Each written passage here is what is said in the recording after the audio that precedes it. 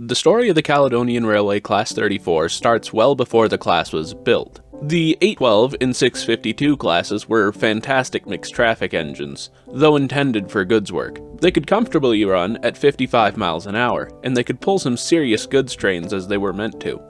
But increasing traffic demands were a concern. As such, the effort was made to improve the class. Effectively the same class, but with a superheater. This wasn't perfect, however. The loco weight of the 652s was just 45 tons, and the superheater added 2.5 onto the nose of the engine. In most cases, this wouldn't be a huge deal, but the speed and the stability of the class was one of the reasons they were so successful. So how do we retain the speed and stability while also not having to make a whole new design? Well, you take the old design and slap a pony truck on it. The new design was really a Class 30 with the frames extended out forward to allow for a leading truck. The boiler is the same, and there were differences in the running gear, but I'm not really equipped to explain them. It's effectively an updated 812 class, which started construction in 1899. Thanks to the superheating, they were able to have cylinder size increased to 19.5 inches over the 18.5 on the 652s. This led to a higher tractive effort of 22,400 pounds. And that's about it. An opportunity was missed to improve the design further by increasing boiler pressure above 160 psi to further improve their strength. But that would make it even more expensive to manufacture boilers for the class of just 5 engines. All 5 were completed in 1913. For the Caledonian, this was a fairly large engine for mixed traffic work. It's noted to have performed as well as the 652s, but also proved to be a bit feeble for a mogul. Smooth and free running is about all it had to its name, and it wouldn't have been any faster than the 652s, it had the same driving wheels. At the same time as these entered service, the Great Western's 4300s and Gresley's K1s were in operation, both stronger, faster, bigger engines. Even the Glasgow Southwestern 403s had one up on them in the strength department. In short, they weren't bad engines by any means, but unimpressive and perhaps unimaginative. The class survived the First World War and well into the grouping. The LMS gave them a power classification of 3F.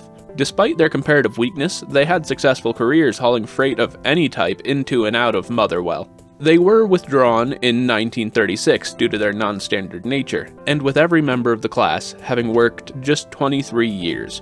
They likely only made it this far because of how similar their construction was to the 652s, with many parts being interchangeable. The LMS was eager to weed out unusual locomotives, and a class of 5 was a good place to start.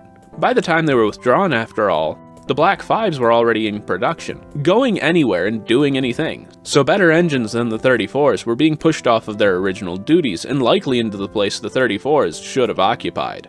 None were preserved, and I don't think there are any plans for a new build. It's an awkward, obscure class with little public appeal. They do have a good look to them, though, like an awkward bigger brother to the 812s, with an unusually long running board at the front. It makes it look odd, but I bet it was a dream to clean out. You could just drop a wheelbarrow down right there and fill it up instead of having to throw down buckets. Alright, quick unscripted outro bit. If I've got this out on time, the next video that will be going up is probably the LNER V1s and V3s video. I've actually managed to get a handful of very short scripts written for other projects, and then just after I started writing them, I got a ton of really useful suggestions for videos in the comments for the Great Western Atlantic Tanks video.